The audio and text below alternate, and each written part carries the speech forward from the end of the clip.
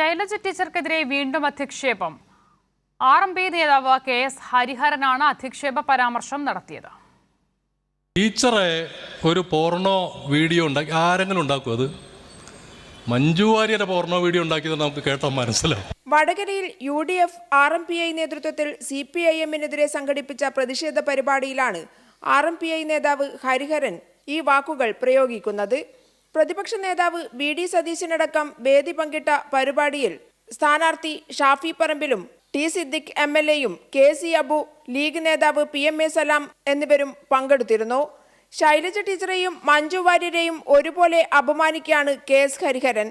ഒരു സ്ത്രീയെ അപമാനിക്കാൻ മറ്റൊരു സ്ത്രീ ശരീരം വെച്ച് പോൺ വീഡിയോ ഉണ്ടാക്കിയാൽ വിശ്വാസയോഗ്യമാവുമെന്ന് പറയുന്ന സാംസ്കാരിക അധപ്പതനത്തിലേക്ക് KS ഹരിഹരൻ എത്തിയപ്പോൾ സ്ത്രീപക്ഷമെന്ന് സംസാരിക്കുന്ന KK രമ MLA-യോ UDF നേതാക്കളോ ഹരിഹരന്റെ വാക്കുകളെ വിമർശിക്കാൻ തയ്യാറായിട്ടില്ലെന്നതാണ് മറ്റൊരു വസ്തുത.